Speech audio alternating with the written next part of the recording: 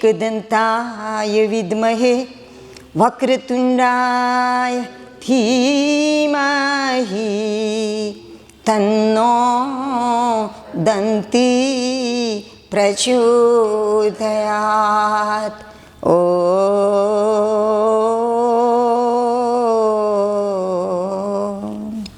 तत्पुरुषाय विद्महे महादेवाय धीमहि तन्नो रुद्र प्रचोदयात्। ओम शांति शांति शांति। મહોક્ષ ખટ્વાંગમ. મહોક્ષ મોટો આખલો.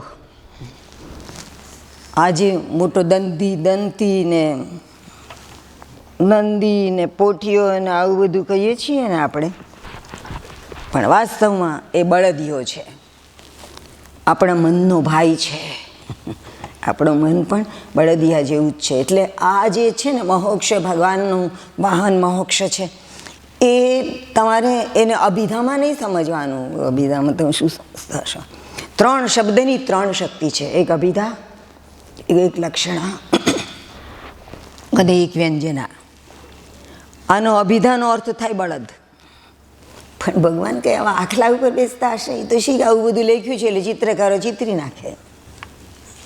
બાકી મહાદેવ આમાં તે બેસતો હશે, કંઈક બીજો અર્થ છે. અને જે બીજો અર્થ કાઢીએ ને એને લક્ષણા કહેવાય. એ લક્ષણાનું કારણ શું છે? આ અભિધા લાગુ નથી પડતું. એક મમ્મટ નામનો આવું બધું આવે ને વચમાં એટલે વાર લાગે, પણ એવું ના આવે તો આમાં સમજ કેમ પડે?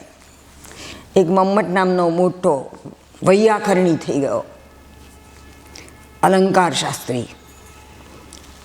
તો એણે બહુ સરસ આ વાત સમજાવી છે કે આપણે એવું કહીએ કે ગંગાયામ ઘોષ, ગંગાની ઉપર ઘોષ છે. ઘોષ એટલે ઝૂંપડું. હવે ગંગાની ઉપર ઘોષ કેવી રીતે હોય? એ તો વયું જાય. ગંગા તો કેવી ધડબડાટ ધડબડાટ ધડબડાટ ચાલતી હોય. એની ઉપર ઘોષ કેવી રીતે થાય? એની ઉપર ઝૂંપડું કેવી રીતે મુકાય? એની ઉપર ઝૂંપડું કેવી રીતે ચણાય? ન ચણાય. ખોટી વાત છે. ખોટી વાત લાગી ને એટલે આ અભિધા આપણને ખોટી વાત લાગી. મુખ્યાર્થનો બાદ થાય છે.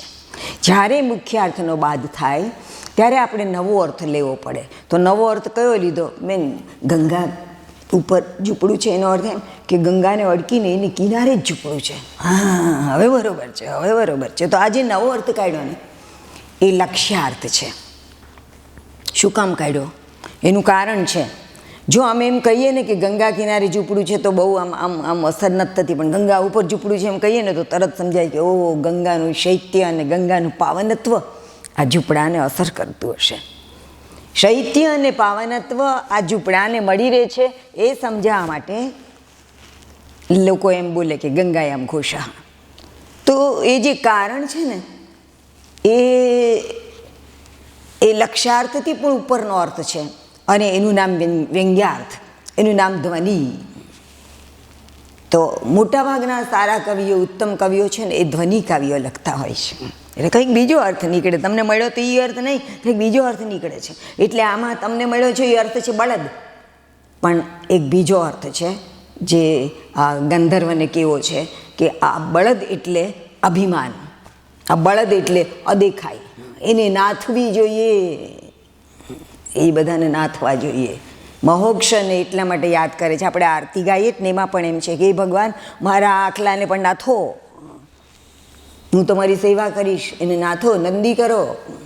તો મહોક્ષ એટલે આપણું અભિમાન, આપણી અદેખાય અને એ બધાની ઉપર ભગવાન બેઠા છે, એને નાથી રહ્યા છે. જો ન નાથે તો આપણે તો ભયંકર માણસો છીએ. મહોક્ષ ખટ્વાંગ અને ભગવાનની પાસે ખાટલાનો પાયો છે. આવડું મોટું મહાદેવ છે, એની પાસે બ્રહ્મદંડ તો હોય જ ને, તો એ તો સોનાનો કે રૂપાનો હોવો જોઈએ ને. તો આ લોઢાનોય નથી, લાકડાનો જ છે. એની પર હાથ મૂકીને રામ રામ રામ કરે છે. તો એ પણ એવું સૂચવે છે કે આ ભગવાન કેટલો ગરીબ છે. એ તો કોઈ ગરીબ નથી, એના થકી તો બધાને કેટલું બધું, એમ એક માત્ર આમ ભ્રૂભંગ કરે ને ત્યાં બધાને સંપત્તિ મળી જાય છે. તો કેમ એ આવી રીતે રહે છે? એ સાદો છે ને એટલે એવી રીતે રહે છે. આપણો ભગવાન સાદો છે, આપણો ભગવાન વૈરાગી છે, આપણો ભગવાન ત્યાગી છે. એટલે આ આખો શ્લોક છે ને ભગવાનના વૈરાગ્ય અને ત્યાગની વાત કરે છે. હું તો તમને અભિધા કહી ગઈ હતી, પછી મારે અંદર જાઉં હતું પણ ઘડિયાળે મને ના પાડી દે. આ ઘડિયાળ બહુ બેશરમ છે, ના પાડ્યા કરે છે. અત્યારથી 6:15 પહોંચી ગઈ. તો મોક્ષ ખટવાંગમ પરશુ રજિનમ ભસ્મ ફણીના, એમની પાસે આ દંડ છે, એ આનો છે, લાકડાનો છે. ભગવાન ગરીબ છે, ગરીબ નથી, એને ગરીબ રહેવું ગમે છે. નરસૈયો ભગવાનને મળવા, નરસૈયો નહીં પણ સુદામો ભગવાનને મળવા ગયો ને મળીને પાછો આવ્યો ને ત્યારે એણે જોયું કે પોતાનું ક્યાંય હતું જ નહીં, ઝૂંપડું ક્યાંય નહોતું, છોકરાઓ ક્યાંય નહોતા, પત્ની ક્યાંય નહોતી. મૂંઝાઈ ગયો, આ બધા ક્યાંય ગયા, આ બધા ક્યાંય ગયા. પેલી પત્ની સુંદર મજાની સાડી પહેરીને ઉપરથી આમ કરતી હતી, આવો હાથ તમારું ઘર છે. એની બધી દાસીઓ આવીને એનું બાવડું પકડીને એને લઈ જવા માંડી પરાણે પરાણે. એટલે આને એમ કે આ બધી સ્ત્રીઓ કેમ મને અડે છે, પાપીની હો, પરમેશ્વર પૂછશે, ખસી જવાગા, એમ બોલાવીને બિચારો. પછી ખબર પડી કે અમારું ઘર છે અને ભગવાને આવું બધું કરી આપ્યું. એની પત્ની તો એમાં રંગાઈ ગઈ, મજા કરવા માંડ્યા બધા. પણ સુદામો તો એનો એ રહ્યો, ન હું તો રોટલો જ ખાઈશ, જોડે મીઠું ખાઈશ, મારે કાંઈ જોઈતું નથી, હું તો આવી જ રીતે રહીશ. એ સાદગીમાં જ રહ્યો, સાદો હતો, એ વૈરાગી હતો, એ ત્યાગી હતો. એટલે આપણો ભગવાન પણ વૈરાગી ને ત્યાગી છે. એમાં કેવું છે, નહીંતર સરસ મજાનો બ્રહ્મદંડ નામું કર. એટલે આ બધા શ્લોકો છે ને જીવવા માટે આપ્યા છે, આમાંથી કંઈક મળવું જોઈએ, માત્ર ગડગડ વાંચી જવાનું નથી. એટલે કોઈ દિવસ 5 દિવસ માટે આવું બોલવાનું લેવાય જ નહીં. અને બોલવા માટે મહિનો હોવો જોઈએ, પણ આપણે દોડાવી જઈશું. કારણ કે હું આમાં પારવીનાના પૈસા ખર્ચવાની છું, તો એમાં ખાંગું બાંગું મુકાય કંઈ, આખું મુકાય ને. તો મોક્ષ ખટવાંગમ, ખાટલાનો અંગ એટલે કે પાયો, ખટવાંગમ પરશુ રજીનમ ભસ્મ ફણીના. પરશુ એટલે કુહાડી, ભગવાનને લાકડા ફાડવા જવા છે. એવો ક્યાંય ફોટો ભાડ્યો ત્યાં પડે કે શિવજી જતા હોય, ક્યાં લાકડા ફાડવા જાવ છે, કેમ કાલ બાળવા પડશે ને પાછા હવનમાં. એવું ક્યાંય આપણે જોયું નથી. તો આ પરશુ એટલે કુહાડી નહીં, પણ આ પરશુ એટલે શું? ગીતામાં જાઓ ને, અસંગ શસ્ત્રેણ દૃઢેન ચિત્વા તત પદં તત્ પરિમાર્ગિતવ્યમ. અસંગનું શસ્ત્ર લઈને જાઓ અને પછી વાસનાના ઝાડને કાપી નાખો અને પછી જીવો. એમાં વાત છે. આ જે પરશુ છે ને એ અસંગ શસ્ત્ર છે અને એ માયા માટેની માયાને, વાસના માટેના આપણી લોલુપતાને કાપવા માટે લીધું છે. આવા બધા અર્થ છે, કંઈ સાદા ને સીધા અર્થ નથી. આ બધું લક્ષણામાં છે, આ બધું વ્યંજનામાં છે. તમે એમ મને કહી દો કે 8મો શ્લોક પતી ગયો એટલે હું ન માનું. હું અહીંથી ગયો ને ત્યારે મેં જોયું હોય કે આપણે અભિધા કહી છે, લક્ષણા નથી કહી. તો મોક્ષ ખટવાંગમ પરશુ રજીનમ ભસ્મ ફણીના. શેની ભસ્મ? ભસ્મ શેની? આ બધા મળદા વળે ને ભગવાન લગાડે છે. હું ગઈ હતી એકવાર ઉજ્જૈન, તો રાતની આરતીમાં પોટલીઓ ભરી ભરીને એ બધી ભસ્મ ત્યાંથી લાવ્યા હતા. હવે એ માણસ કેવો હશે, કેવા રોગનો હશે, કેવું હશે, કેન્સર હશે, એ બધી પવિત્ર નથી. રાખ તો અપવિત્ર કહેવાય. ભગવાનને આવી અપવિત્ર રાખ જોઈતી હશે? ઠીક છે, સ્મશાનમાં રહે છે ને તો એટલા માટે રહે છે કે આપણને મૃત્યુ માટેનો ડર ચાલ્યો જાય. જન્મ્યા કાઢેલો હિંડોળો રામ તુહી તુહી, મૃત્યુ કાઢે શીતળ ખોડો રામ તુહી તુહી. આવું સમજાય ને એટલા માટે એ ત્યારે છે, આપણો ડર કાઢવા માટે ત્યારે છે. બાકી કાંઈ અહીંયા ગધેડાની જેમ આળોટવા નથી જતા રાખમાં, એ નથી જતા, પણ અમે આળોટાવીએ છીએ. તો કેટલા બધા પૂજારીઓ પોટલી લઈ લઈને આમ કરતા હતા ભગવાનની ઉપર, એની અંદરની રાખ ખંખેરતા હતા. પછી થોડી વાર પછી તો બધું દેખાતું બંધ થઈ ગયું, કારણ કે આ બધી રાખ ઉડી ઉડીને વાદળા જેવું થઈ ગયું. મેં દ્વારે આ બધું આ પવિત્ર બધું ભગવાનની ઉપર ખંખેરે છે અને આ બધું કેવું થઈ ગયું, આપણને કંઈ ગમ્યું નહીં. મને તો ઘણો બધો વાંધો પડ્યો આપણા ધર્મ હારે, આપણી બધી વાતો હારે, બધા હારે વાંધો પડે. અને હું એ વાંધો પાછો કહું ને તોડું તે, તો હું તો પછી બહાર નીકળી ગઈ. મેં તો આપણને મજા નથી પડતી. બહાર કૂતરો ઊભો હતો, કારણ કે આ લોકો સ્મશાનમાંથી બધું લેવા હતા, ધારો હાર કૂતરો આવ્યો હતો. અને એ કે મેં પૂછ્યું આ કેમ અહીંયા આવ્યો છે? અને એ તો રોજ આવે છે. ઠીક, આમાં શંકર ભગવાનને પાવિત્રને કશું જ રહ્યું. મેં ઘેર જઈને પહેલું કામ એક જીવ ભાવના કે એવા કંઈક નામનું પુસ્તક છે, અવડું છે, અવડું જાડું બહુ નથી, પૂજ્ય પાંડુરંગ શાસ્ત્રીનું. તો એની અંદરથી મેં આ ભગવાનના ઉજ્જૈનના ભગવાનને મહાકાળેશ્વરને કાઢીને વાંચવાનું શરૂ કર્યું. તેમણે ચોખ્ખું લખ્યું છે કે આ ખોટું કામ થઈ રહ્યું છે, પણ કોણ માને? ધર્મની વાત એવી છે ને કે એમાં આપણે બોલીએ ને તો એ કજિયો થાય, ઝઘડો થાય, માથા રંગાય, એટલે ડાયા માણસો કાંઈ બોલે નહીં. આવું છાના ખાને બોલે. આપણું આ છાનું ખાનું છે ને આપણે બોલીએ છીએ. ત્યાં આપણે કંઈ જાહેરમાં કહેવા ના જઈએ કે એ આવું ના કરો એમ, તો મારી નાખે, ટીપી નાખે તમને. આપણને ટીપી નાખે. તો એમણે બહુ સરસ લખ્યું છે. એમણે એમ લખ્યું છે કે આ રાખ અહંકારની રાખ છે, આ મળદાની રાખ નથી.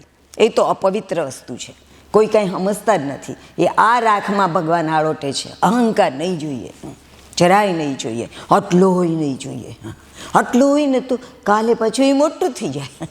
એકવાર જાફરાબાદમાં કોઈક એક સ્લમ વિસ્તારમાંથી મારે પસાર થવાનું આવ્યું, તો આમ ઓટલાની નીચે બીજો ઓટલો, પછી ઓટલો ન કહેવાય, પગથિયું, એમ બહેનો બેઠા હતા. ઊંચા પગથિયા ઉપર એક બેન બેઠા હતા, એની પછીના પગથિયા ઉપર એક બેન હતા, એની પછી પગથિયા ઉપર એક બેન હતા. મેં તો શું કરો તમે? આ મને કે જૂ ગોતીએ છે એકબીજાના માથામાંથી જૂ ગોતતા હતા. કલાક પછી હું પાછી ત્યાંથી વળીને તો જૂ ગોતણું ચાલુ જ હતું. મેં કીધું હજુ જૂ ગોતો જ? મને કે જૂ તો બધી મારી નાખી અમે. મેં કીધું તો હવે શું કરો છો? મને કે લીખ ગોતીએ છીએ. લીખ છે ને એ જૂનું ઈંડું છે, એને જો અમે રેવા દઈએ ને તો કાલેમાંથી જૂ થઈ જાય. તો આજે જૂ ગોતીને એનો કોઈ અર્થ જ ન રહે. એટલે એક લીખ ગોતીને આમ ખેંચીને કાઢી, લીખને ચેટી હોય, વાળને ચોટી હોય, આમ કાઢી નાખવી જોઈએ અને મારી નાખવી જોઈએ. જોયું તમે? પ્રજહાતિ, એકલું જહાતિ નથી ચાલતું. ભગવાને ગીતામાં શબ્દ વાપર્યો પ્રજહાતિ, યદા કામાન સર્વાન પાર્થ મનોગતા. તો એવી રીતે આ બધું જ લૂઈ નાખે છે. મોક્ષ ખટવાંગમ પરુષુ રજીનમ ભસ્મ ફણી નહીં, એ ભસ્મ છે.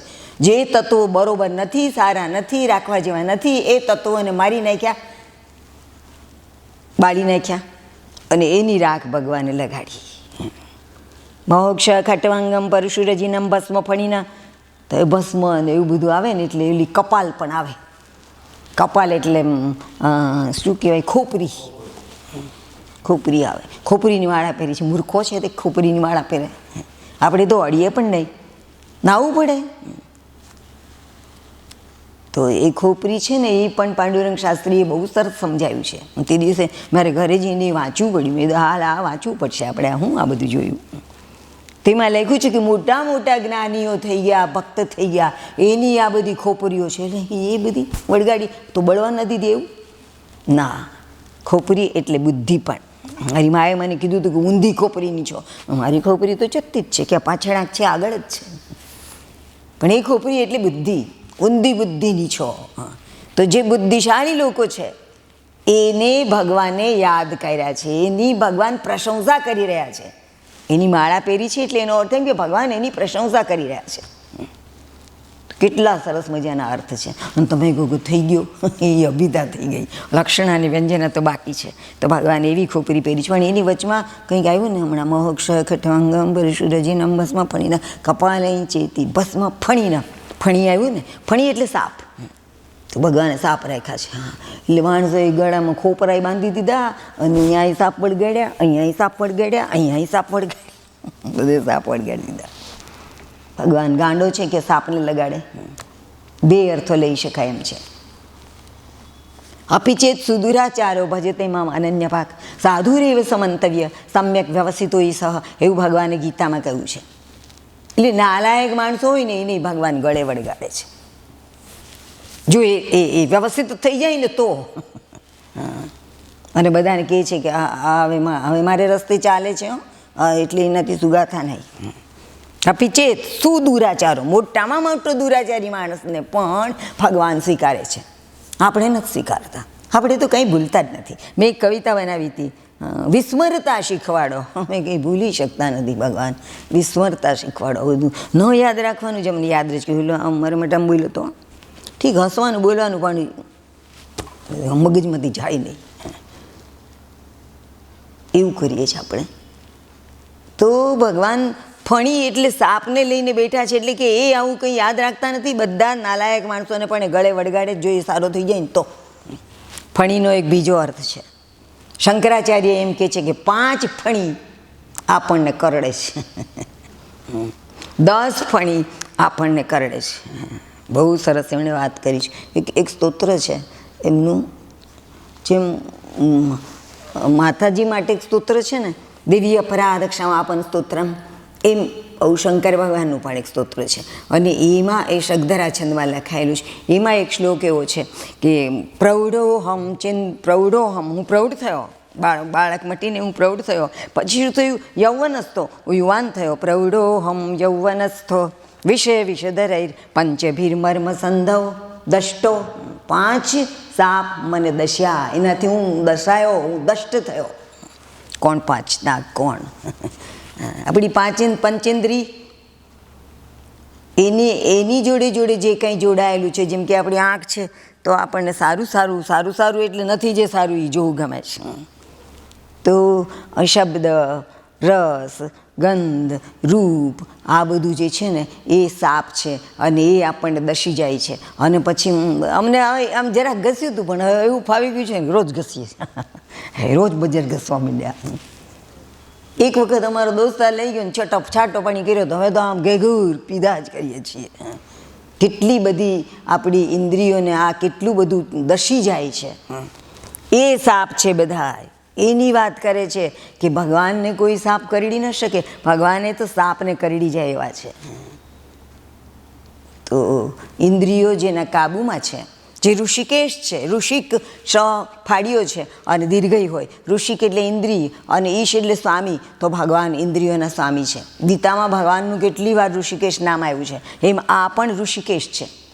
આ બધા જ સાપોને એમણે મારી નાખેલા છે. એ બધા જ સાપો એમના હાથમાં છે, એમની સત્તામાં છે. એ સાપની સત્તામાં ગયા નથી. કેટલો મજાનો શ્લોક છે. હું કેમ ઉડાડી દઉં આને? તો મહોક્ષ ખટવાંગમ પરુષુરજીનમ ભસ્મ ફણીન કપાલય ચેતી તવ વરદ તંત્રોપકરણમ. ભગવાન આ તમારા બધા તંત્રોપકરણ છે. ઉપકરણ એટલે બધા સાધનો તમારા, ઘરવખરી ભગવાનની.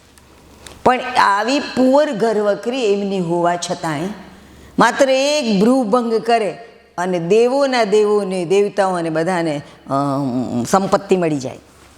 એટલા માટે આપણે એની પાસે જઈએ છીએ. એ ભલે ગરીબ હોય, બાકી આપણને તો સંપત્તિ આપે છે. ભગવાન તો બહુ જબરો છે. જવા દો, આપણે શ્લોકને નહીં છોડીએ તો એ તો કંઈ આપણને છોડવાનું નથી.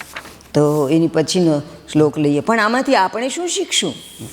આપણે તો કંઈ શીખવું પડશે ને, કે આપણે તો કબાટની અંદર 10 સાડીઓ રાખશું અને 10 શર્ટ રાખશું. આપણે પણ આવું કરવું પડે. અપરિગ્રહ આપણે પણ રાખવો પડે. જો શંકર ભગવાનનું નામ લેવું હોય તો એને ગમે એવા થવું જોઈએ. શિવો ભૂતવા શિવમ યજેત. એટલે બધી સાડીઓ બધાને આપી દો ને 2 જ સાડલા રાખો, એમની મારી પાસે 4 સાડલા હોય. મેલા થાય ભીના થાય તો ઓલા 2 પાછા કાઢવા પડે ને. જો ને હું રોજ આવું પહેરીને આવું છું. રક્ષાબેન બહુ ગરીબ લાગે છે, કાં કંગાલ. પણ આવા સાડલા, કારણ કે 1 જ કલાક પહેરવાનો છે મારે. ઘરે જઈને તો પાછું કાઢી નાખું છું, એટલે મેલો તો થતો નથી. તે હું 5 દિવસ પહેરી શકું. 1 દિવસ આખો પહેરવાનો હોય તો 5-6 કલાકનો થાય ને, તો આ રોજનો 1-1 કલાક એટલે 5 દિવસ સુધી પહેરી શકાય. શું કામ નવું પહેરવું જોઈએ? એક વખત હું અહીંયા જ આવતી હતી પ્રવચન કરવા, રિક્ષામાં બેસીને, તો એક બાઈ પાછળ દોડવા માંડી, એ બેન મેં કીધું ઊભી રાખ, કોઈક બાઈ દોડે છે. એટલે ઓલા રિક્ષા ઊભી રાખી. એટલે એ બાઈ મને કે આમ ક્યાં જાઓ છો બેન? મેં કીધું અરે અહીંયા પ્રવચન કરવાનું એટલે ત્યાં જાઉં છું. તમે ક્યાં જાઓ? અમારે તમે તો બેન 11સના દિવસે જ અમારે ત્યાં આવો. અમારે તો રોજ જવું પડે. મેં તો ન જાઓ ને, ન જાઓ. પરાણી શું કામ જવું જોઈએ? કંઈ સાંભળવા માટે, બોલવા માટે, ગાવા માટે ન જાઓ. મને કીધું આ ક્યાં પહેરીએ? હાલે સાડલો આમ કરીને મને કીધું આ ક્યાં પહેરીએ? મેં કીધું ઉભરો ત્યારે તમે સાડલા પહેરે જાઓ છો? મને તો એમ કે તમે ભક્તિ કરવા જાઓ છો ને, ભજન ગાવા જાઓ છો ને, કથા સાંભળવા જાઓ છો. હું સાડલા પહેરા જાઉં છું. એમ હાલો ભાઈ આપણે રિક્ષા લાવો. આવું છે બોલો. એટલે મને એવું લાગે કે જેમ સ્કૂલમાં ને એમ યુનિફોર્મ હોય ને, એમ કથા સાંભળવાનો પણ યુનિફોર્મ હોવો જોઈએ. તો બધા આવું બધું ઠઠાડીને ન આવે. ઠઠાડીને આવ્યા હોય તો પછી ભગવાનની સામે જોવાનું, એટલે આમ જોવાનું થાય, આને કેવું પહેર્યું છે, આને કેવું પહેર્યું છે. અને પછી ઘરે જઈને કજ્યું થાય કે ઓલા બેને પહેર્યું હતું એવું આપણે જોઈએ. આ બધું સમજવા જેવું છે. ભગવાન જો આટલો ગરીબ થઈને રહે છે, તો પછી આપણે કેમ આવા ઉલાળા મારીએ છીએ. કસ્તુરબાનો એકવાર એક સાડલો ચોરાઈ ગયો. તો પ્રાર્થના સભા પૂરી થઈ ને પછી કસ્તુરબાએ ગાંધીજીને કીધું મારે થોડું કેવું છે કહું. હા કોણ કહો. એટલે બા ઊભા થયા. બાએ કીધું મારા પલંગની નીચે બેગ પડી છે ને એમાં એક સાડલો હતો. મારી પાસે એક જ સાડલો હતો, લાલ કિનાર છે એની, ખાદીનો સાડલો છે, અને ખોવાઈ ગયો. કોઈકે ચોરી લીધો છે. તો હશે જેણે લીધો એને, માફ કર્યા એને. તો જેમ લઈ ગયા છો ને એમ જ આવીને પાછું મૂકી જજો. મને આપી જાઓ તો હું કંઈ તમારું નામ બહાર નહીં પાડું, પણ એમ ના પાડું તો જેમ આવીને લઈ ગયા ને એવી રીતે મૂકી જજો. બેસી ગયા. પછી ગાંધીજી સામે જોયું, એને એમ કે કાંક બોલશે મારા સાડલા વિશે, કે આવો ભાઈ જે લઈ ગયા એ મૂકી જજો. પણ ગાંધીજી એક હરફ ન બોલ્યા. કસ્તુરબાએ એમની સામે જોયું, ગાંધીજીએ નીચે જોયું. પછી રાતના કસ્તુરબાએ પૂછ્યું તમે કેમ કાંઈ બોલ્યા નહીં?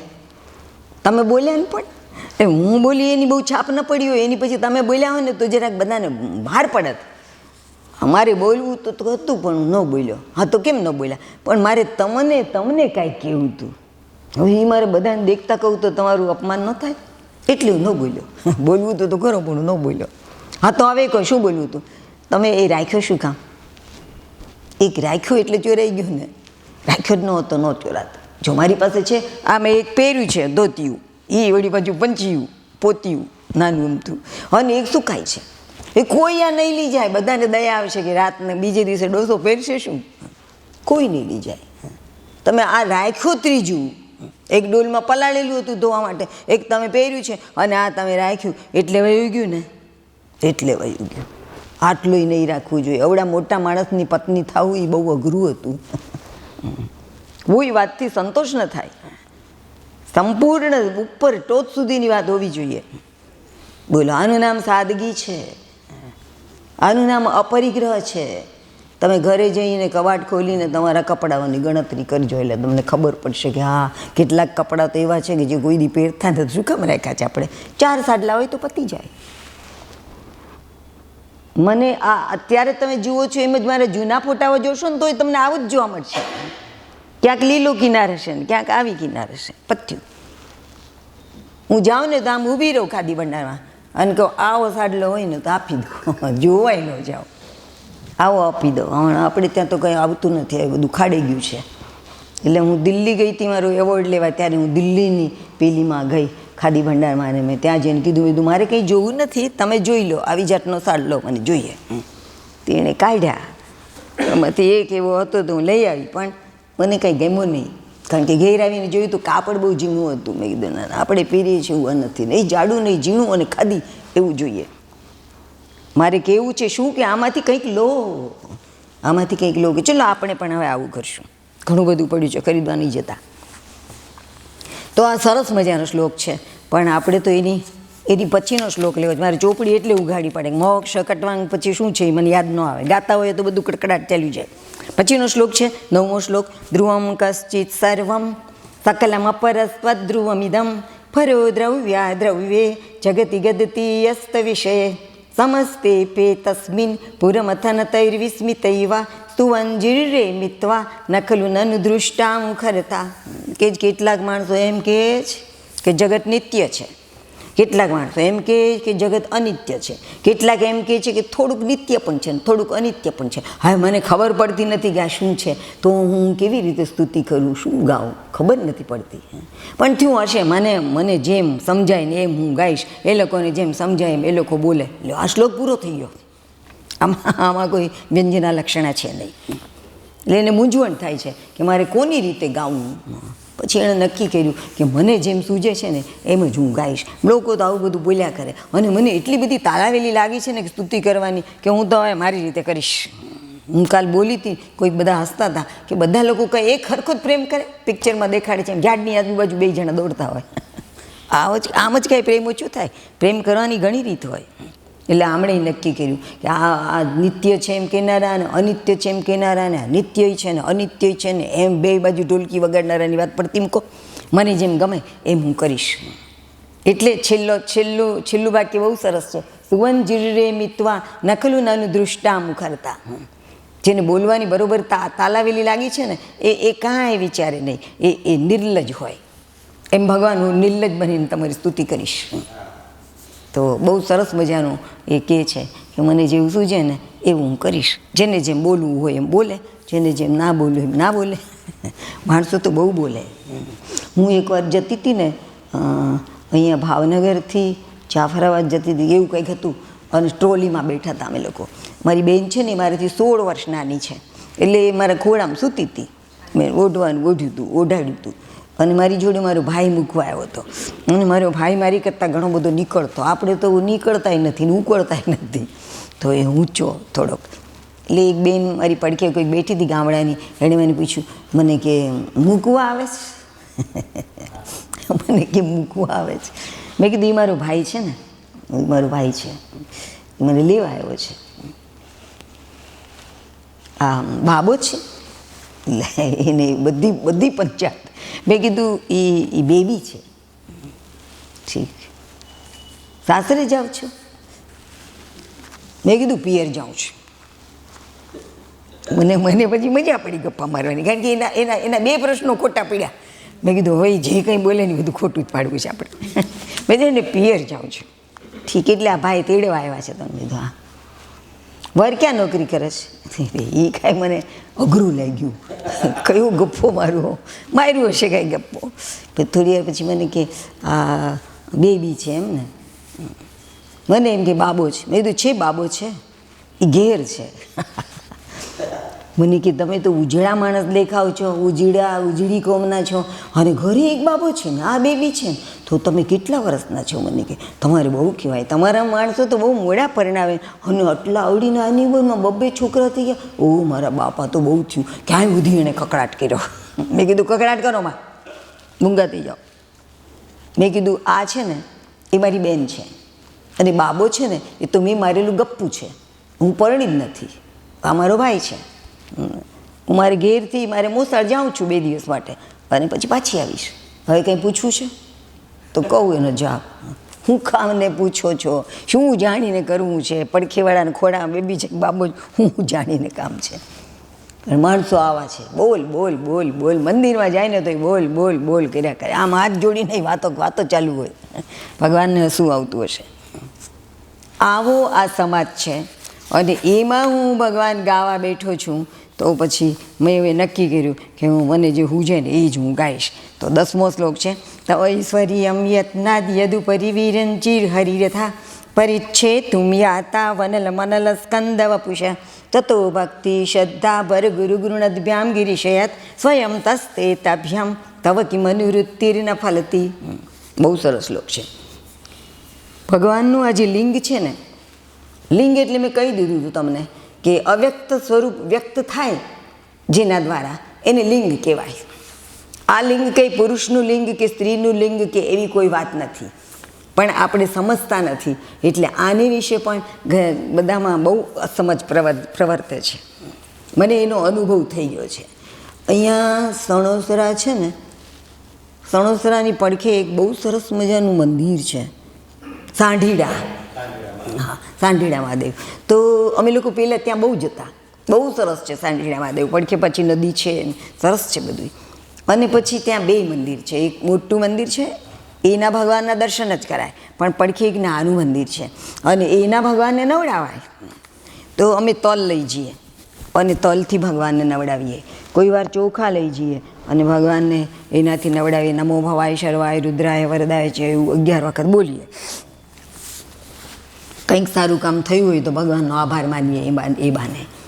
તો એક વખત ત્યાં કોઈક બીજા અને શું કહેવાય ત્યાં બાવાઓ રહેતા હોય ને, બાવાઓ ના કહેવાય કાંઈ કહેવાતું હશે, એ આવ્યા. કેમ બધા અંદર ઘૂસી ગયા છો? હિન્દીમાં એણે કીધું. ક્યું સબ આવશે અહીંયા? એમ મરી નાખ્યા. હાલો ઊભા થઈ જઈએ. તો બધું તલ બલ બધા વેરાયેલા પડ્યા હતા. અમે બહાર માંડ્યા, કાંઈ એવું કરવાની જરૂર નથી, નીકળો નીકળો નીકળો, બહાર નીકળો. ખબર પડે જ કાંઈ તમે ભગવાનને અડો છો? એને ન અડાય. હું મેં એને ઘણું સમજાવવા કોશિશ કરી કે અડાય. તમે ન અડાય એમ શું કામ કહો છો? એ તમારી ગેરસમજ છે. પણ એને કાંઈ સાંભળ્યું નહીં. એટલી રાડો પાડીને બાવાજી બોલવા માંડ્યા ને કે પછી અમે તો બહાર જ નીકળી ગયા. નાસ્તોય કરવાના હતા, અમે બધું લાવ્યા હતા, બધું કાંઈ કર્યું નહીં, કાંઈ ન કર્યું. અને અમને બસના સ્ટેન્ડ સુધી વળાવી ગયો એ માણસ, અને બાધા જ કર્યો ને બોલ્યા જ કર્યો. અમે કીધું ભૂલ થઈ ગઈ, હવે ફરી વાર અમે નહીં આવીએ. ના પણ આજે કેમ આવ્યા તમે, તમને કંઈ ખબર છે કેટલું તને પાપ લાગ્યું ને ભગવાન કેટલા આપણે ગયા? આમ બહુ આવ્યું. બસ આવી અને અમે એમાં બેઠા અને ચાલતા ત્યાં બસ ચાલતી હતી ત્યાં સુધી ચાલ્યું. પછી બધા અમને પૂછવા માંડ્યા, બેન શું થયું? મેં કીધું અમે પૂજા કરવા માટે અંદર ગયા હતા ને તો એ આને ન ગયું. હા કીધું જ ગમે ને, ભગવાનને કંઈ અડાતા હશે, આપણે બાયું માણસ કહેવાય. મેં કીધું આનું માથું ફરી ગયેલું છે, આનું માથું ફરી ગયું છે. એ લોકો એવું સમજે છે કે આમ ક્યારો છે ભગવાન લિંગ જ્યાં રોપ્યું છે, એ સમજે છે કે એ સ્ત્રીની યોની છે. મને બોલવું નથી ગમતું. અને આ ભગવાન ભાદરાવ્યા છે ને એ પુરુષનું લિંગ છે, આવું સમજે છે એટલે અડવાની ના પાડે છે. કેવી તકલીફ છે! એ મગજમાં જે ઘૂસી ગયું ને એ પાછું જાતુંય નથી, અને કાઢવા જઈએ તો એ સાંભળવાય તૈયાર નથી. ફોરેન સુધી આ બધી વાતો પહોંચેલી છે. તો કોઈક કયા દેશનો કોઈક માણસ હતો એ હું ભૂલી ગઈ, એણે વિવેકાનંદને પૂછ્યું કે તમારા શંકર ભગવાન છે એનું તો આવું છે ને, એ તો બધું લિંગ છે ને એવી પૂજા છે ને, તો તમે આવી પૂજા કરો છો? એટલે એમણે સમજાવ્યું કે એવું નથી. લિંગ એટલે ભગવાનનું આ વ્યક્તિકરણ થયું છે, એમાં એ અભિવ્યક્ત થયા છે. ભગવાન ગોળ છે, એની પાસે બેસીએ ને ત્યારે આપણને પણ એમ થાય કે આપણે સુગોળ પૂર્ણ સ્વરૂપ થઈ જઈએ. આપણને એક ખૂણો ક્રોધનો છે ને, એક ખૂણો કામનો છે ને, એક ખૂણો બીજો છે, ત્રીજો છે, 17 ખૂણા ને 17 ખાડાઓ છે. એ બધું કાઢી નાખીને આવા ગોળ થઈ જવું જોઈએ. સુગોળ પૂર્ણ સ્વરૂપ આમાં આપણી આરતીમાં આવે છે. એ આ ભગવાનનું સ્વરૂપ છે. કોઈ પણ જાતની એમનામાં બદી નથી, એવું આ ભગવાનનું ગોળ સ્વરૂપ છે. એમાં વાત છે. તમે જે સમજો છો ને એવી વાત નથી, એ બધી ખોટી વાત છે. તો એમ આ શ્લોક પણ આપણને સમજાવે છે. તવૈશ્વર્યમ યસ્માત યદુપરી વિરંજીર હરિરધા પરિચ્છેતુમ યાતા વનલ મનલ સ્કંદ વપુષ. એક વખત બ્રહ્મા અને વિષ્ણુની વચ્ચે કંઈક દલીલ થઈ. વિષ્ણુ કે હું મોટો અને બ્રહ્મા કે હું મોટો. કાલ મેં શું કીધું હતું? બ્રહ્મા વિષ્ણુ અને મહેશ એક જ છે. બ્રહ્મમાં જ્યારે બહલ રજસે વિશ્વોત્પત્તૌ ભવાય નમો નમઃ, જ્યારે એમાં રજોગુણની બહુલતા થાય ત્યારે એ બ્રહ્મા બને. અને જ્યારે એમનામાં સત્વ રજોગુણની, ત્યારે બરાબર સાચું બોલી છું, અને જ્યારે સત્વગુણની બહુલતા થાય, સત્વોદિક્તૌ મૃડાય નમો નમઃ, મૃડ એટલે આનંદરૂપ ભગવાન, ત્યારે એ વિષ્ણુ બને છે. અને પછી એને થાય ને કે આ બધું હવે કાઢી નાખો, આ બધું બગડી ગયું, આ કેન્સર થઈ ગયું છે, અને ત્યારે ભગવાન હર બને છે. અને આ કોઈ પણ સત્વગુણ, રજોગુણ, તમોગુણ કોઈની બહુલતા ન હોય અને ભગવાન ત્રણેય ગુણોથી પાર હોય અને બેઠા હોય ત્યારે એ શિવ છે. શિવાય નમો નમઃ. અમે કહ્યું હતું ને. તો આ કેવું વિચિત્ર લાગે છે. બ્રહ્મા વિષ્ણુ અને મહેશ જો એક જ હોય તો આ બ્રહ્મા અને વિષ્ણુની વચ્ચે ઝઘડો કેવી રીતે થયો? એ કેવી રીતે થઈ શકે? એક જ છે એ તો. આ બધી ભગવાનની લીલા છે અને કવિઓની પણ લીલા છે. રજોગુણ અને સત્વગુણ બે આથડી પડ્યા. પછી તમોગુણ થયું કે હું વચમાં ઊભો થઈને કહું કે હું સૌથી મોટો, અને પછી અમે શિવરૂપ થઈને બેસી ગયા. આવા કેટલાક જુદા જુદા અર્થ પંડિતો કાઢે છે. શું કરે? કારણ કે આ અભિધા તો ગળે ઉતરતી નથી, તો લક્ષણા તો ગોતવી જ પડશે. ટૂંકમાં એ વાત તો નક્કી થઈ ગઈ કે આ કંઈ પુરુષનું લિંગ નથી, એટલે એને અડાય, સ્ત્રીઓથી એને અડાય. આવી ખોટી ખોટી ધંધડાવીનાની વાતો હોય એને તોડવાની કોશિશ કરાય. બધાને સમજાવવું જોઈએ. આપણે કેમ જ કરીએ. મેં ઓલાને બહુ સમજાવ્યું હતું, બાવાને. એ બાવો તો મને ભજવા જ માંડ્યો હતો. હજી મને બધી સપનામાંય મને એ દેખાતો હતો, આમ કરતો હતો. મેં કીધું આ બાવો તો મગજમાં પીસી ગયો, બહુ થયું. મારી માગે મને એમ જ થાય છે, ઊંઘ આવતી જ નથી. જરાક સપનું આવે છે ને ત્યાં દેખાવા માંડે કે એ ઓલો બાંધે છે. મારવાનું જ બાકી રહી ગયું હતું. મારી પાસે આવીને આમ કરતો હતો. એટલે અમે તો ના ખાધું ના પીધું, સીધા બસમાં જ બેસી ગયા. પછી ઘેર આવીને નાસ્તો કર્યો. અને ત્યારે હું મારા બાબુને લઈને ગઈ હતી. ત્યાં અમે જઈએ ને બહુ મજા પડે છે. તો બાબુ આવ્યા હતા, તો એને આવા દર્શન કર્યા બિચાર. મને કે હું આમાં મજા આવે એવું કહેતી હતી. આ તો આપણને દબડાવી નાખ્યા. મેં કીધું હા આજે એવું થયું. તો જવા દો. તો આમાં જુદી વાત લખી છે કે વિષ્ણુ ભગવાન અને બ્રહ્મા એ બેની વચ્ચે જ્યારે આવો કકળાટ શરૂ થયો ત્યારે વચમાં આ ભગવાન આમ લોઢાનું આમ ચકચકિત બળતું રંગીન આવું એક સ્વરૂપ બનીને ઊભા થયા. ઉપર ક્યાંથી કેટલે પહોંચ્યા ખબર નહીં, નીચે ક્યાંથી નીકળ્યા કંઈ ખબર નહીં. અનલ સ્કંધ, અગ્નિનો સ્તંભ બનીને નીકળ્યા. એટલે પછી આ લોકો શોધવા ગયા કે આ કોણ છે, ક્યાં છે, કેટલે પહોંચે છે. તો એમ કહે છે કે સ્વયંના તત્વ ભક્તિ શ્રદ્ધા ભરગુરુ ગૃણદ્ભ્યામ ગિરીશયત પણ પરિચ્છેતુમ એટલે શોધવા માટે યાતા વનલ મનલ સ્કંદ વપુષ વિરંચિર હરિરધ. હરિ એટલે વિષ્ણુ ભગવાન, અધઃ નીચે ગોતવા ગયા, અને પેલા બ્રહ્મા છે ને એ ઉપર શોધવા ગયા. શોધી શોધીને બહુ થાક્યા પણ કાંઈ દેખાણું નહીં. ક્યાં તે અટકે છે, ક્યાં કાંઈ એના જન્મ મરણ વિશેની કાંઈ ખબર પડી નહીં, આદિ અંત કાંઈ સમજાણું નહીં. એટલે પછી પાછા આવ્યા.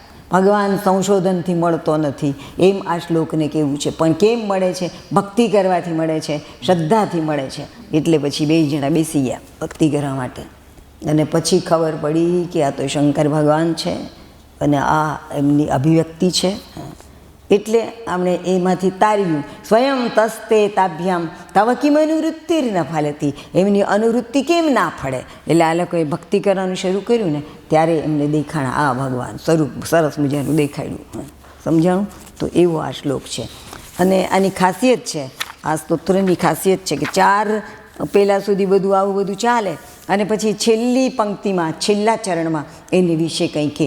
વિશેષમાંથી સામાન્યની તારવણી કરે અને સામાન્યમાંથી વિશેષની તારવણી કરે, અને અર્થાંતરન્યાસ અલંકાર કહેવાય. મોટાભાગના શ્લોકોમાં આવું છે. અને આનો અનુવાદ જે લોકોએ કર્યો છે ને એને આ અર્થાંતરન્યાસની મજાની ખબર નથી, એટલે એમના અનુવાદમાં આવું આવતું નથી. જવા દો ને. વળી પછી ત્રીજી ચોથી વાતે આપણે ચડી જઈએ એ પહેલાં આપણે ચાલ્યા છીએ. તો એની પછીનો શ્લોક, આ ચોપડી કોઈ દી ઉઘાડી નથી ને એટલે પાના બધા ચીટકી ગયા છે. 11મો શ્લોક આવ્યા આપણે. અયત્નાદાપાદ્ય ત્રિભુવનમ થઈ. તમારી પાસે ચોપડી નથી, મોઢે આવડે છે તો ગાવને મારી જોડે જોડે. તમે લોકો ગાતા હોત ને તો આ ચોપડી મારે ખોલી ન પડતી હોત. તવ અયત્નાદાપાદ્ય ત્રિભુવનમ. ઠીક ગાવ છો, મને એમ કંઈ કહો છો મને. દશાસ્યો યદ બાહુ નભૃત રણખંડુ પરવશાન શિર પદ્મ શ્રેણી રચિત ચરણાંભોરુ હબલે સ્થિરાયાત્વદ ભક્તે ત્રિપુરહર વિસ્ફુરજિતમિદમ. હે ત્રિપુરહર, પેલાની વાત કરેલી ને મેં, ત્રિપુર રાક્ષસની, જેની પાસે 3 વિમાન હતા, તો એને ભગવાને માર્યો. એટલે કે હે ત્રિપુરહર, રાવણે યત્ન કર્યા વિના 3 લોકોને શત્રુહીન બનાવીને આ બધા જ દેવોને પોતાના નોકર બનાવી કાઢેલા. ઉત્સુક, યુદ્ધ માટે ઉત્સુક એવી ભૂજાઓ ધારણ કરી હતી. અને એ બધું એટલા માટે થયું કે એણે પોતાની આખી મસ્તક શ્રેણી તમને ધરી દીધી હતી, પદ્મ બનાવીને, એક માથું, બીજું માથું, ત્રીજું માથું. તમારી તરફ એમની આ જે સ્થિર ભક્તિ હતી એને લીધે જ એની પાસે બળ આવી ગયું. આમાં મારે શું કહેવાનું, વાત પડી ગઈ. એટલે જ એની પાસે એટલું બળ આવ્યું કે આ બધા દેવતાઓ પણ એની પૂજા કરવા માંડ્યા. તો એ બધું તમારે લીધે જ થયું છે. એમ એની પાસે કાંઈ નહોતું, તમારે લીધે જ, તમારી ભક્તિ, સ્થિર ભક્તિને લીધે જ એની પાસે આટલું બળ આવ્યું. આ શ્લોક પૂરો થઈ ગયો. તો ભગવાનની આટલી બધી ભક્તિ કરીએ ને તો બળ આવે. શું આમાં કહે શીખે છે? એણે એના 10 માથા ભગવાનને અર્પી દીધા. એક માથું અર્પી ન શકાય. જરાક તમે લોહી કાઢો, બધી ખોટી વાત છે. કમળ પૂજા અને આ બધી ખોટી વાત છે. આ શું છે? આપણી પાસે 5 જ્ઞાનેન્દ્રિય છે અને 5 કર્મેન્દ્રિય છે. એ બધી ભગવાનને અર્પણ કરી દીધી. એટલે કાપીને અર્પણ કરી દીધી ના, એમ નહીં. એમાં એણે રોકી દીધી. ભગવાનની અંદર આ બધી જ ઇન્દ્રિયો રોકી ને પછી પૂજા કરાય. પણ અમને તો અત્યારે એમ યાદ આવે છે કે પેલું આપણે અત્યારે મગની દાળ પલાળીને આવવાનું હતું, આપણે ભૂલી ગયા. એવું બધું ચાલે છે આપણા મનમાં. પૂજા કરતા હોઈએ છીએ ત્યારે બીજું કેટલું બધું ચાલતું હોય છે. તો આ કહે છે કે એ બધું જ નિવારીને આ લોકો બેસી ગયા.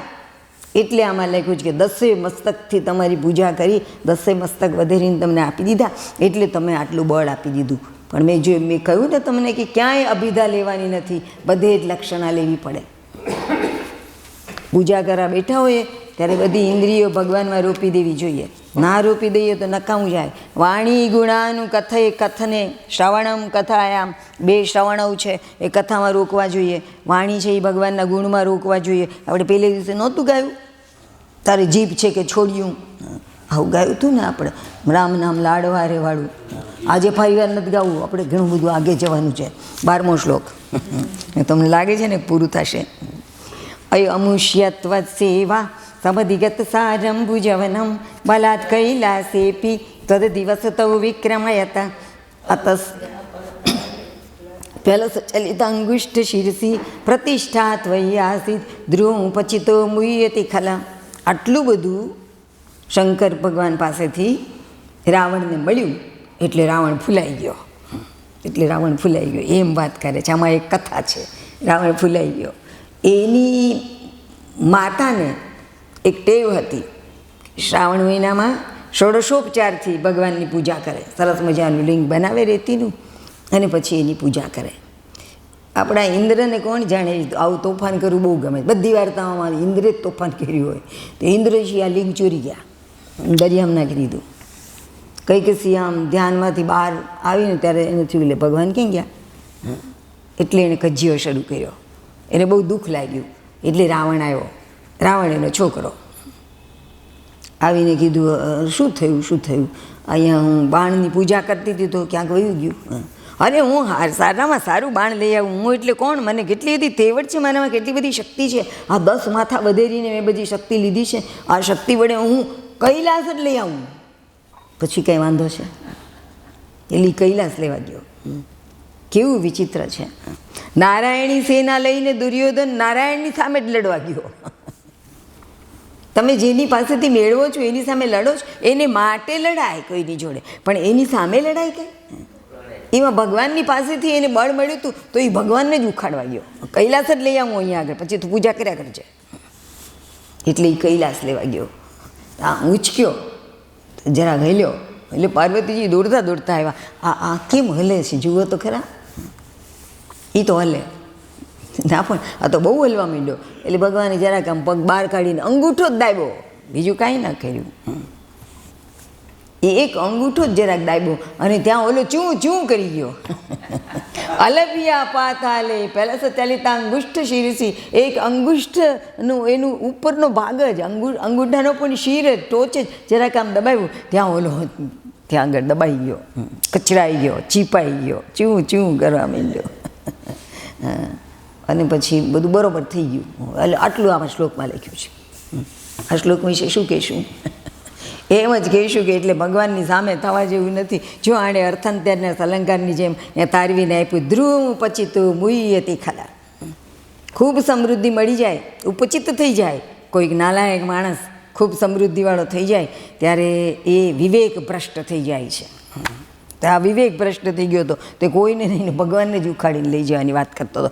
એટલે આપણે પણ કંઈક આપણી પાસે આવે ને તો ધ્યાન રાખવું કે ઉભરાઈ ન જવાય, વિવેક ન ચાલ્યો જાય. બસ એમ કે છે. સરસ શ્લોક છે.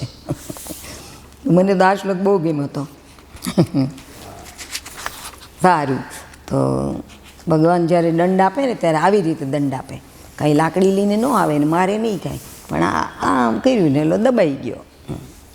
સારું, 13મો શ્લોક.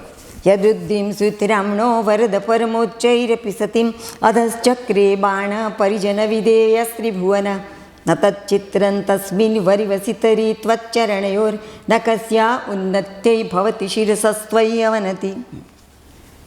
અહીંયા અવનતિ એટલે કંઈ પ્રગતિનું ઊંધું એવો અર્થ નથી. અહીંયા અવનતિ એટલે બહુ સરસ રીતે વાંકાવાળવું. આપણે સામા મળીએ તો જય શ્રી કૃષ્ણ કરીએ, પણ ભગવાનની પાસે જઈને જય શ્રી કૃષ્ણ એમ ન કહેવાય. ત્યાં વાંકા વળવું જોઈએ. ત્યાં ભગવાનને સાષ્ટાંગ દંડવત પ્રણામ કરવા જોઈએ. આપણે ના કરીએ, આપણે કરીએ તો કેવું ભૂંડું લાગે, સાડલો પહેર્યો હોય ને સૂઈ જઈએ તો. એટલે આપણે એવું ના કરાય. પણ વાંકા તો વળવું જોઈએ, ગોઠણભર તો થવું જોઈએ, અને પછી ભગવાનને પગે લાગવું જોઈએ. આમ પગે લગાય એવું મેં તમને શીખ્યું હતું. હું કોણ શીખવનાર? મને ભાગવતે શીખ્યું હતું કે આમ ભગવાનને પગે લગાય. શિરો ત્વત પાદયો કૃત્વા, ભગવાને કીધું છે, એણે મમ વાપર્યું છે. શિરો મમ પાદયો કૃત્વા બાહુભ્યામ ચ પરસ્પરમ, આમ હાથ રાખો અથવા તો આમ રાખો. કાંઈ પણ શીખવીએ ને એટલે 10 જણા પૂછવા આવે, બેન ઉપર જમણો રાખો એનો ડાબો? મેં નહોતું કીધું ને તમને જમણો ડાબો, બસ તો પછી જે રાખો એ રાખો. આવું દંગદડાવીને એવું બધું માણસો પૂછવા આવે ને કે આપણે આમ બરોબર આમ સ્થિર રહેવું હોય ને તોય ખીજાઈ જવું પડે. જમણો તમને રાખવો છે જમણો રાખજો, ડાવો રાખવો છે ડાવો રાખજો, પણ આમ રાખજો. કેમ? એમ કરવાથી શું થાય? ભગવાનની જોડે આમ કરંટ ચાલુ થાય. પણ ભગવાન જ માનો કે આમ આમ ઊભા હોય તો વાંસળી વગાડતા હોય અને એમ પગની આંટી મારીને ઊભા હોય તો હા, તો આમ ન કરાય, તો આમ કરાય. ભગવાને જો આમ કરી રાખ્યા હોય એમના ચરણો, તો આપણે હાથ આમ રખાય, અને ભગવાને જો ચરણ આમ રાખ્યા હોય તો આપણે હાથ આમ કરાય. આવી રીતે ભગવાનને પગે લાગવું જોઈએ. જવા દો. હવે તો આને બાણની વાત કરી છે, આમાં રાવણની વાત કરી, હવે બાણાસુરની વાત કરે છે કે બાણાસુરની પાસે પણ આ જે કંઈ આવ્યું ને એ બધું જે સમૃદ્ધિ આવી ને એ ભગવાનને કારણે જ આવી. ભગવાનની બહુ પૂજા કરતો હતો ને એટલે જ આવી. અને એટલે અહીંયા સૂત્રામણો આવ્યું છે ને, સૂત્રામણ એટલે ઇન્દ્ર. ઇન્દ્રની બધી જ સમૃદ્ધિ એની પાસે આવી ગઈ. ઇન્દ્રની બધી સમૃદ્ધિ એની પાસે આવી ગઈ એટલે બધા દેવતાઓ છે ને એ ત્યાં આવી ગયા. પવન ત્યાં આવ્યો, વાયુદેવ આવ્યા અને સાવરણી લઈને વાળવા માંડ્યા બાણું આંગણું. વરુણદેવ આવીને પાણી ભરવા માંડ્યા. આવું બધા કરવા માંડ્યા. બસ એટલું જ આમાં છે. એની ઉપરથી તાર્યું છે કે નકસ્યાપ્યુન્નત્ય ભવતી શિરસા સ્વય અવનતિ. પ્રશ્ન પૂછે છે કોની અવનતિ? અવનતિ એટલી કર્યા પછી, ભગવાનને આટલું પગે લાગ્યા પછી કોની પાસે સંપત્તિ ના આવે? આવે જ. વાત પૂરી થઈ ગઈ. આને વિશે મારે કંઈ કહેવાનું નથી. આવે. એ પણ છે ને પોતાના 1000 માથાઓનું 10 માથાઓનું દાન કરતો, એટલે એની પાસે 1000 હાથીઓનું બળ આવી ગયું હતું. પણ એ બધું એટલે આવ્યું હતું. ટૂંકમાં એ પગે તો લાગતો હતો, ટૂંકમાં એ ભગવાનની પૂજા તો કરતો હતો. બહુ પૂજા કરવાને લીધે એને આ મળ્યું એમ કહે છે. તો આપણે પણ બહુ પૂજા કરીએ તો કંઈક લાભ થશે, જે છીએ એની કરતાં કંઈક જુદા થશું. બળ આવશે, શક્તિ આવશે. પણ આપણે ગુંડાને પગે લાગશું, એ ભાઈ છોડી દે, આવે હું તારી ગાય, ગુંડાને પગે લાગશું, પણ ગોળને પગે નહીં લાગીએ. માણસોને પગે લાગવું નથી ગમતું. હમણાં હું ધૂન ગાવાનું શરૂ કરું ને તો તમે ધૂન ઝીલો નહીં, પણ એ મોઠ લાવો. કેમ? ભગવાનનું નામ લેવામાં શરમ લાગે છે. પાણીપુરી ખાવી હોય તો કેવડું મોટું ખોલીએ છે, કેવડું મોટું ખોલીએ છે. અભી ખટ્ટા ડાલો, અભી ખટ્ટા ડાલો, અભી ખટ્ટા ડાલો, એમ બહેનો ખેતી હોય છે. હજુ આમાં ખાટું નાખો, હજુ ખાટું ના, મોટું મળીને અંદર પૂરી, પછી આમ ચાવે. એવું ભયંકર લાગે. ટીવીની અંદર જેટલા ખાવાના ને એવા પ્રોગ્રામ આવે છે ને, જાહેરાત હું ન જોવો, મને મૂળ આવવા માંડે. એટલે હું આ બધા ડાચા ફડીને ખાય છે. એટલે આપણને ડાચા ફડવા ત્યાં ગમે છે. પણ ભગવાનનું નામ લેવાનું હોય તો મોઢું ન હલાવીએ. અમે તો એટલે હલાવીએ જ કે ઓલો જે બેઠો બોલે છે ને માણસ, એ અમારી સામે જોતો હતો કે હાજી લે છે કે નહીં. એટલે વક્તાને ખુશ કરવા માટે અમે જરાક મોઢું હલાવ્યું. ઓમ નમઃ શિવાય. બાકી અવાજ કાઢ્યો જ નથી. અમે કેવા છીએ આપણે? આપણને ભગવાનને નમવું ગમતું નથી. એક કોણ કવિ હતો, નામ ભૂલી ગઈ, ગંગારામ કહે, ગંગારામ નામના કવિ હતા. એણે બનાવ્યું હતું, મોટામાં મોટું થઈ ફરે રે, કોઈને આપે નહીં માનજો. મોટામાં મોટું થઈ ફરે રે, કોઈને આપે નહીં માનજો. સંત સાધુને નમે નહીં, હારે તો મોટા માયલો ઊંટજો. એડે અવસર એનો જાય છે, હારે તો મોટા માયલો ઊંટજો. એડે અવસર એનો જાય છે. તો ધૂન ગવાતી હોય ત્યારે મોઢું ખોલીને જે ઝીલે નહીં, એનો પણ અવસર, મનુષ્ય થવાનો અવસર એડે જાય છે. અને ઘર કામ મૂકીને અહીંયા આવીને બેઠા, કેટલો સમય બરબાદ કર્યો, એડે અવસર એનો જાય છે. 13મો શ્લોક પૂરો થઈ ગયો. મારે 20એ પહોંચવું હતું ને, મૂંઝાતા નહીં. કાલ તો હું 31એ પહોંચાડી જ દઈશ. તો 14મો શ્લોક આવ્યા, એ ગાઈને પછી આપણે આરતી ગાઈને છૂટા પડીએ. 1 કલાક તો બહુ ઓછો પડે હો. તમારે કંઈક આમાં સુધારો કરવો પડે. પણ 1 કલાક માટે ક્યાં કોઈ આવે? જુઓ આપણી ખુરશીઓ બધી કેવી ખાલી છે. કાલ મારો ભાઈ મને પૂછતો હતો, આજે આના ફોટા ના પાડતા.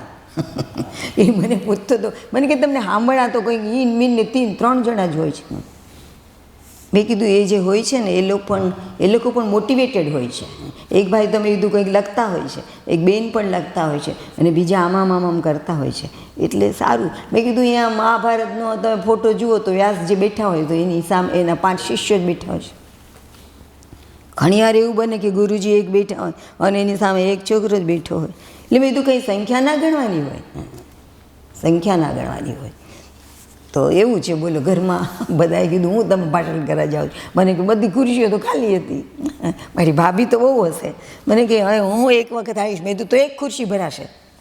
તું કંઈ ભગવાનની જેમ એકો આમ બહુ શ્યામ જેવી ઓછી છો.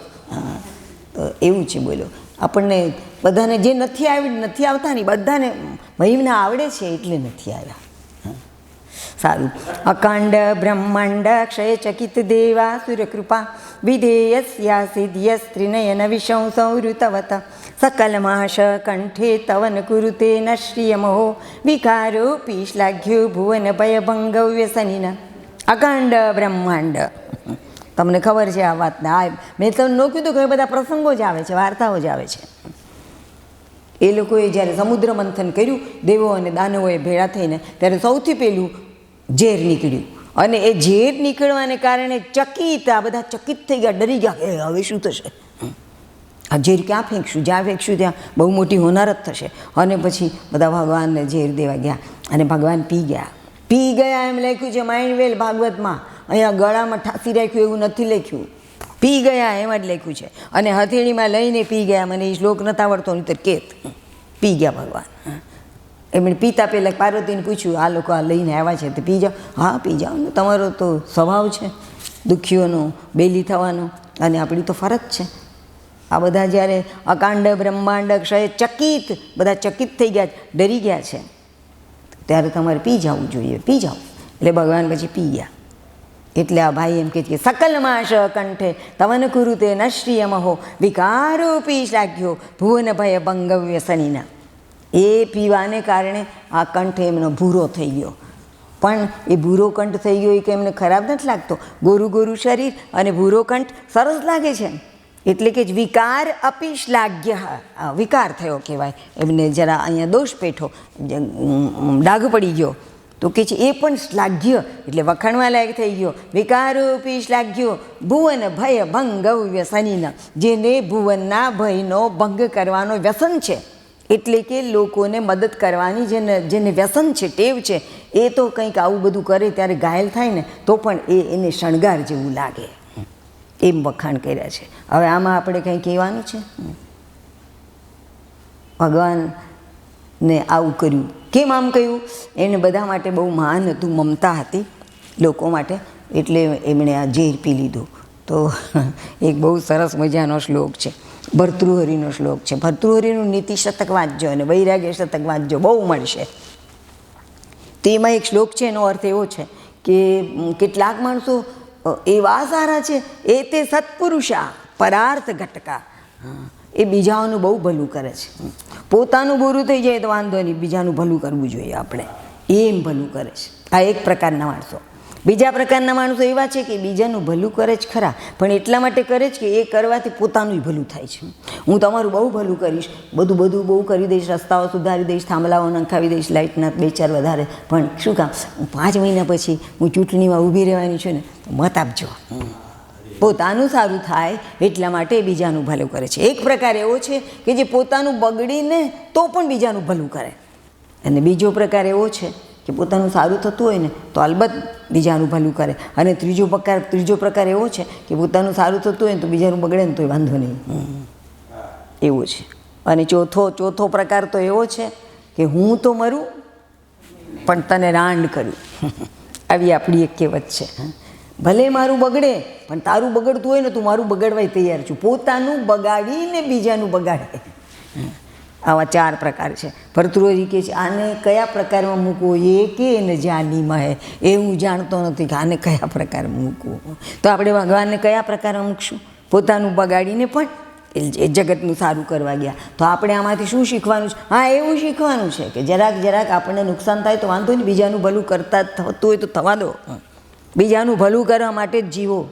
રામસુખદાસજી અને શરણાનંદજી તો એમ જ કહે છે કે આપણે જન્મ્યા છીએ શું કામ કરવા? કોનું? બધાનું ભલું કરવા માટે જન્મ્યા છીએ, આમ કહે છે લોકો. અને એ લોકોએ આખો વખત એ જ કામ કર્યું. આપણે ઓલા ભાઈ કોણ, ગીરી, અરે નામ ભૂલી ગયું, રોજ એમને સાંભળું છું. તો એ એમ કહેતા હતા કે હું રોજ પ્રવચન કર્યા જ કરું, ન કર્યા કરું ને તો મને ભિક્ષા મળે જ નહીં, મને પચે નહીં. અમારે તો તમારું ખાઈએ છીએ એટલે અમારે તો તમારું કામ કરવું જ પડે. રોજ કામ કરે, કર્મને કરે ને કરે, ક્યાંક ને ક્યાંક તો એનું પ્રવચન ચાલતું જ હોય. અને સાંભળીએ તો કંઈક તો મળે છે એમાં. બીજા કેટલાક એવા માણસો છે કે જેને કલાકો સાંભળીએ ને આપણને કાંઈ ન મળે, પણ આમને તમે 10 મિનિટ સાંભળો ને તો એ તને બહુ મળે. શું નામ છે એનું? બહુ સરસ નામ છે. હું તો આખું વખત એનું અમારું મેં મારી ભાભીને કીધું કે આમને સાંભળો, બીજા બધા બાવાઓનો સાંભળો. હા, તો હવે એને જ સાંભળ્યા કરે છે. હું ન સાંભળું એટલું એને સાંભળે છે. એક અમેરિકામાં બેન રહે છે, એને મેં કીધું મને કે બેન તમારા કેટલાક આ મોકલજો. મેં કીધું મને હું સાંભળવું હતું, તમે આમને સાંભળો. શું એનું નામ છે? ઋષિકેશમાં રહે છે. ઋષિકેશમાં જે પ્રવચનો કર્યા કરતા હોય છે. તો એ બેનને મેં વાત કરી તો કેનેડામાં એનું પ્રવચન હતું. તો એ બેન અમેરિકાથી કેનેડા ગયા અને ત્યાં જઈને કીધું, રક્ષાબેને મને કીધું કે આમને સાંભળો. એટલે હું તમને રોજ સાંભળું છું. મને કે તમારું નામ લઈને મને મળવા ગઈ હતી. તો ઘણા બધા લોકો એમને બહુ સાંભળે છે અને એ સાંભળવા જેવા માણસ છે. સારું, તો 15મો શ્લોક આપણે આવ્યા છે, જે આપણે લેવો નથી. હું અહીંયા રૂમાલ રાખું, કાલે પૂરું કરશું. ઓમ નમઃ શિવાય હર ઓમ. દર્શનનું સુખ દઈને, દર્શનનું સુખ દઈને નયનો ન્યાલ કરો. ઓમ નમઃ શિવાય હર ઓમ. જય ગિરિજેશ્વર, જય ગંગેશ્વર, હેશ મહાદેવ. પ્રભુ જય મહેશ મહાદેવ. અંજલિ ધરી અમે ઊભા, અંજલિ ધરી અમે ઊભા, ત્રુઠોજી તતખેવ. ઓમ નમઃ શિવાય હર ઓમ. વૃષભ પરે અસવારી નંદીશ્વર મહાદેવ. પ્રભુ નંદીશ્વર મહાદેવ. મમ મનને હરિનાથો, મમ મનને હરનાથો, નંદી કરો કરુ સેવ. ઓમ નમઃ શિવાય હર ઓમ. જ્ઞાનનું ખોલી નેત્ર પ્રભુ તમે કામદેવ શાપ્યો, પ્રભુ કામદેવ શાપ્યો. અમ ભાલે પણ ત્ર્યંબક, અમ ભાલે પણ ત્ર્યંબક, દૃગ ખોલી આપો. ઓમ નમઃ શિવાય હર ઓમ. કામાદિ ષડરિપુઓ બૌદે સંતાપો, પ્રભુ બૌદે સંતાપો. ભૂતપતિ અમ ભૂતનાથો, ભૂતપતિ અમ ભૂતનાથો, શુચિતાને સ્થાપો. ઓમ નમઃ શિવાય હર ઓમ. ખૂણો નહીં ક્યાંય ખાડો, સુગોળ પૂર્ણ સ્વરૂપ, પ્રભુ ભૃગોળ પૂર્ણ સ્વરૂપ. પ્રભુ ખૂણા અમ ભાંગો, પ્રભુ ખૂણા અમ ભાંગો, ગોળ કરો અનુરૂપ. ઓમ નમઃ શિવાય હર ઓમ. અનાયાસેન મરણમ, અનાયાસેન મરણમ, વિના દૈન્યેન જીવનમ, વિના દૈન્યેન જીવનમ. દેહાંતે તવ સાનિધ્યમ, દેહાંતે તવ સાનિધ્યમ. દેહી મે પરમેશ્વર, દેહી મે પરમેશ્વર. હે મારા નાથ, આપને ભૂલું નહીં. જય શ્રી કૃષ્ણ.